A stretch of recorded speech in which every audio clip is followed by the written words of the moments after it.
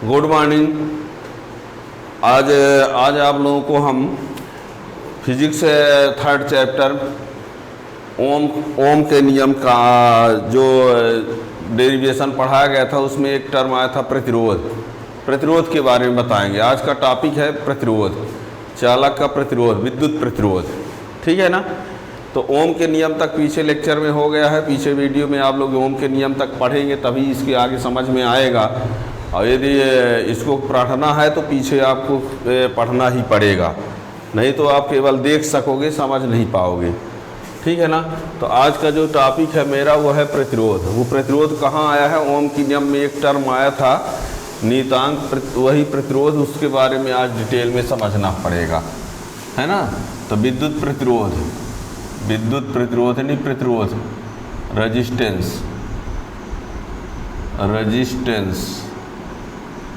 Resistance क्या होता है? जैसे कोई चालक है, उस चालक में विद्युत धारा जब प्रवाहित होती है तो चालक में एक गुण भी होता है कि विद्युत धारा को रोकने का भी प्रयास करता है, न जाने देने का प्रयास भी करता है।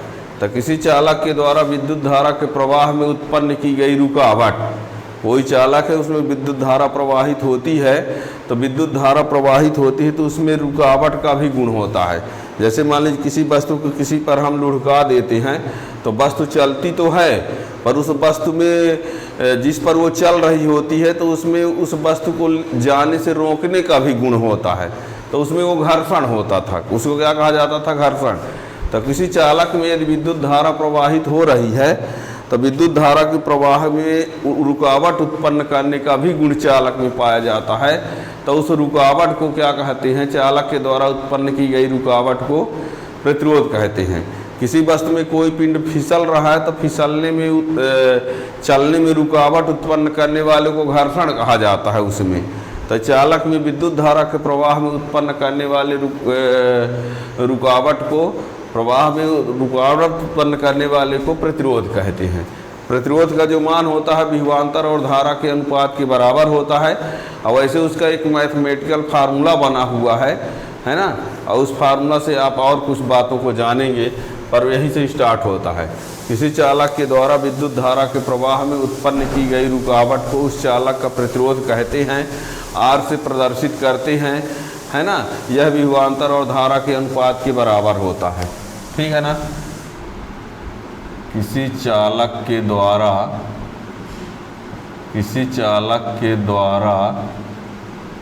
विद्युत धारा के प्रवाह में, किसी चालक के द्वारा विद्युत धारा के प्रवाह में उत्पन्न की गई रुकावट,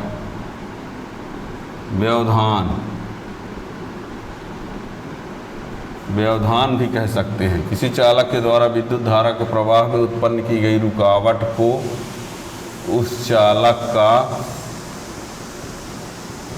प्रतिरोध कहते हैं। इसे आर से दर्शाते हैं। यह विभवांतर और धारा के अनुपात के बराबर होता है, अर्थात R बराबर V/I। ठीक है। ये इसका सूत्र वैसे R बराबर होता है mL/NA²τ। ये सूत्र ओम के नियम में पढ़ा जा चुका है, ओम के नियम में आया है, ओम के नियम से प्राप्त हुआ है। ओम के नियम से ये प्राप्त हुआ। ओम के नियम जब पढ़े हैं तो ये यहाँ आया था। ठीक है ना। ये हो गया। किसी चालक के द्वारा विद्युत धारा के प्रवाह में उत्पन्न की गई रुकावट को उस चालक का प्रतिरोध कहते हैं। इसे R से प्रदर्शित करते हैं और इसका जो मान होता है वो विभवांतर और धारा के अनुपात के बराबर होता है। और आर बराबर वी बटे आई। और जब ओम के नियम का डेरिवेशन हमने पढ़ाया है तो ओम के नियम के डेरिवेशन के समय आपको ये बताया गया था कि आर बराबर ये ml अपान n स्क्वायर टाउ होता है। ठीक है ना। तो ये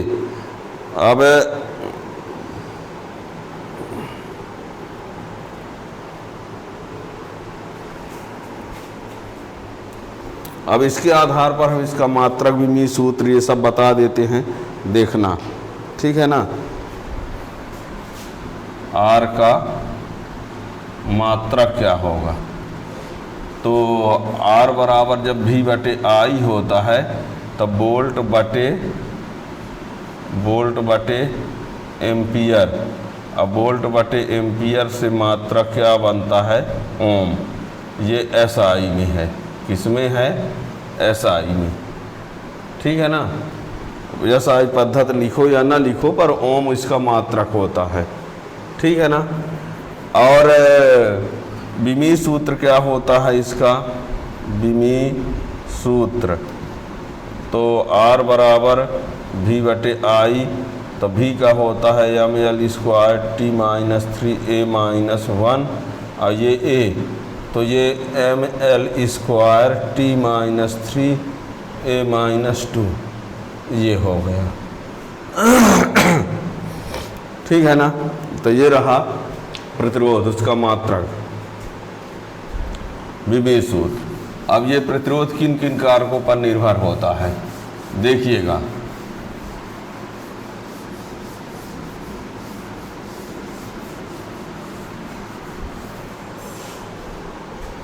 प्रतिरोध की निर्भरता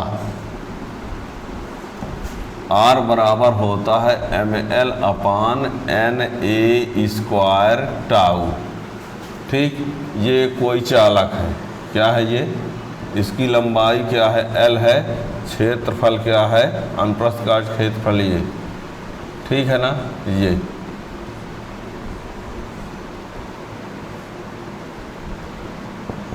बताना, यहाँ पर ये बताइए, ये एक चालक है, क्या है, ये चालक है।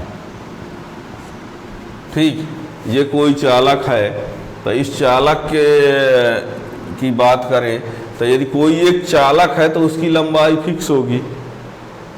एक चालक के लिए, एक चालक के लिए L नियत, A नियत, E इलेक्ट्रॉन का आवेश नियत, m इलेक्ट्रॉन का द्रव्यमान नियत। ठीक है। एक चालक के लिए L नियत, ये नियत, E इलेक्ट्रॉन का द्रव्यमान नियत, n नियत और टाउ नियत। ठीक है ना। एक चालक के लिए, ठीक है, एक चालक के लिए नियत। अब भिन्न भिन्न चालकों के लिए ई नियत, यम नियत तथा n L A टाउ परिवर्तित होते रहेंगे। भिन्न भिन्न चालकों के लिए क्या कहा, एक चालक के लिए सब नियत,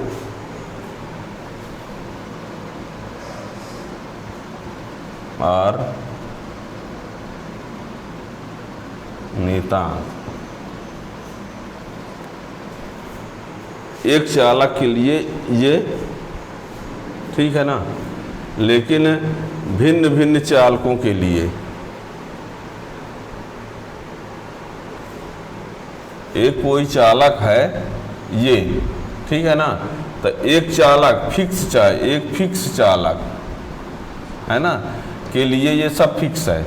अब भिन्न भिन्न चालकों के लिए, भिन्न भिन्न लंबाई वाले चालकों के लिए, तो यदि यहाँ पर हम भिन्न भिन्न चालकों की बात करेंगे, है ना, भिन्न भिन्न चालक, भिन्न भिन्न लंबाई, भिन्न भिन्न क्षेत्रफल की बात करें तो उसमें ई और एम नियत रहेगा, लेकिन एन, एल, ए, टाउ क्या होंगे, परिवर्तित होते रहेंगे।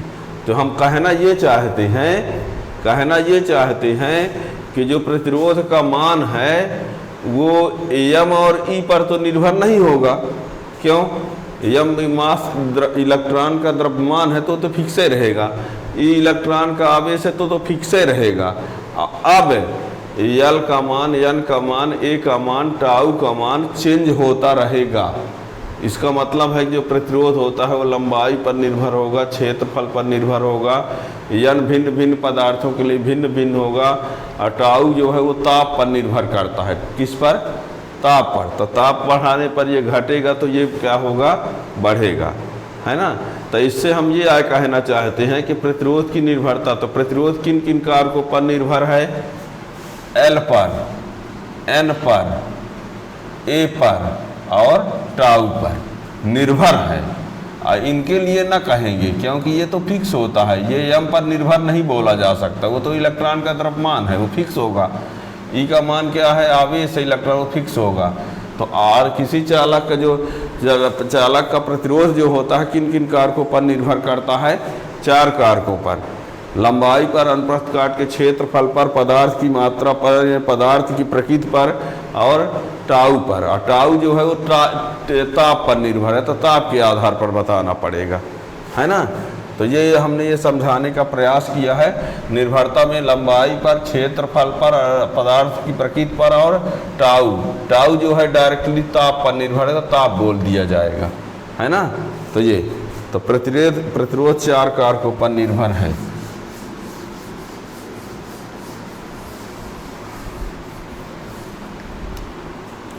निर्भरता नंबर 1, लंबाई पर। किसी चालक का प्रतिरोध है उसकी लंबाई के अनुक्रमानुपाती होता है, अर्थात R प्रोपोर्शनल L। दूसरा, अनुप्रस्थ काट के क्षेत्रफल पर किसी चालक का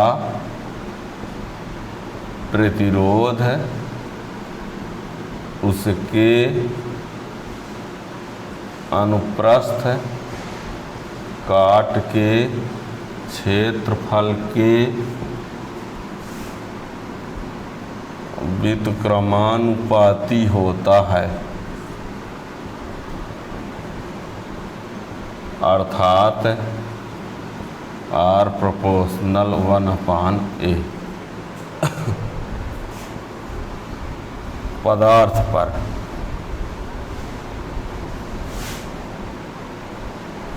समान लंबाई,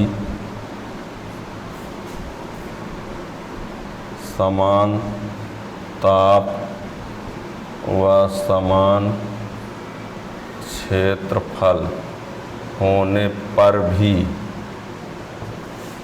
समान लंबाई, समान ताप व समान क्षेत्रफल होने पर भी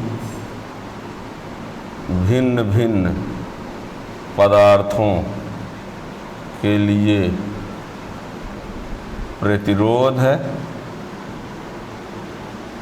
भिन्न भिन्न होता है। और ताप पर, ताप बढ़ाने पर धातु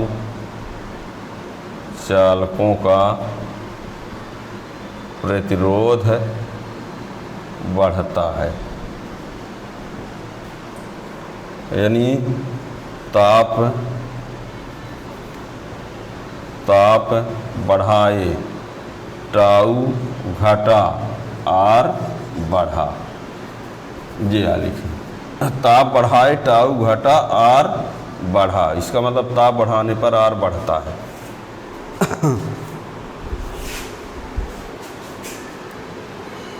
ठीक है, क्या लिखा हमने?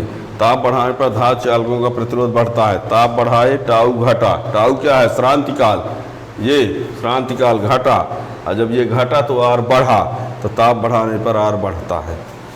ठीक है, ध्यान देना, ताप बढ़ाओगे टाउ घटेगा, टाउ घटेगा तो आर बढ़ेगा। कहाँ से? यहाँ से देख लो। ठीक है ना? तो ये है ये प्रतिरोध की निर्भरता में। ठीक है ना?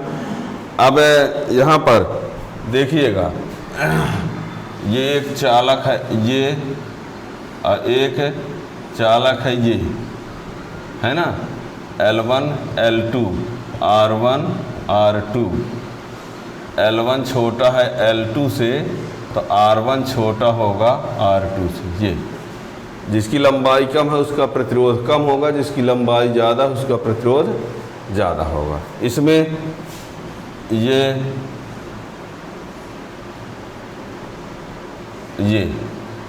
A1 और ये A2, A1 छोटा है A2 से, और ये R1 है, ये R2 है, तो R1 बड़ा होगा R2 से। मोटे तार का प्रतिरोध कम होगा, है ना। A1 A2, A1 कम है A2 ज़्यादा है, तो R1 ज़्यादा होगा R2 कम। क्षेत्रफल का उल्टा होता है ना, ये ध्यान देना। अब इसमें ये बताया लंबाई समान हो, ए समान हो। यहाँ देखिए, ये रहा ए, ये रहा ये एक, ये x है, ये y है, ये z है। इसकी लंबाई L1 L2 L3। क्षेत्रफल A1 है, क्षेत्रफल A2 है, क्षेत्रफल A3 है।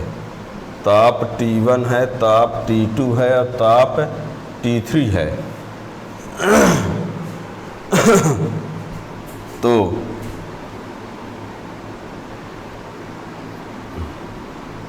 ये बात को बताना चाहते हैं, ये वाला X मटेरियल है, Y मटेरियल है, Z मटेरियल है। इसकी लंबाई L1 L2 L3, अब क्षेत्रफल A1 A2 AT, इसका ताप T1 T2 T3, और ये सब L1 बराबर L2 बराबर L3 है। तीनों की लंबाई बराबर, तीनों का क्षेत्रफल भी बराबर है, और तीनों का ताप भी बराबर है। ठीक है, और ये रहा प्रतिरोध R1, ये R2, ये R3। तो R1 is not equal to R2 is not equal to R3। क्या कहा हमने? L1 L2 L3 तीनों की लंबाई समान है, तीनों का क्षेत्रफल समान है, तीनों का ताप समान है। ताप है ना, ताप ये है, ये क्या है? ताप, ये क्या है? क्षेत्रफल, ये क्या है? लंबाई, है ना। तो प्रतिरोध क्या कहा हमने? ये तीन ठो अलग अलग पदार्थ के चालक तार हैं, और इनकी लंबाई समान है, क्षेत्रफल समान है, ताप समान है, तो प्रतिरोध अलग अलग होगा। प्रतिरोध अलग अलग होगा, अलग अलग पदार्थ के हैं। तो ठीक है ना, तो पदार्थ पर निर्भर है। समान लंबाई, समान ताप, समान क्षेत्रफल होने पर भी भिन्न भिन्न भिन्न पदार्थों के लिए, भिन्न पदार्थों के लिए प्रतिरोध भिन्न भिन्न होता है। ये दिखाया हमने, ठीक है ना। तो ये याद रखना। तो क्या बताया हमने, फिर से एक बार सुन लो। किसी चालक के द्वारा विद्युत धारा के प्रवाह में उत्पन्न की गई रुकावट को प्रतिरोध कहा जाता है। प्रतिरोध का मान जो होता है विभवांतर और धारा के अनुपात के बराबर होता है ना। R बराबर V बटे I, मात्रक ओम हो गया। अब विमीय सूत्र भी बता दिया, प्रतिरोध की निर्भरता बता दिया, किन किन कारकों पर निर्भर होता है। ठीक है ना। तो ये सब बातों को आप लोग ध्यान रखेंगे, है ना। आगे के लेक्चर में आप लोग विशिष्ट प्रतिरोध चालकता, विद्युत चालकता, विशिष्ट चालकता, ओम के नियम का सदिश रूप, ये सब आगे वाले वीडियो में आपको मिलेंगे।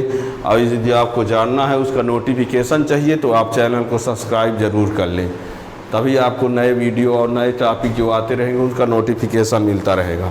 Thank you.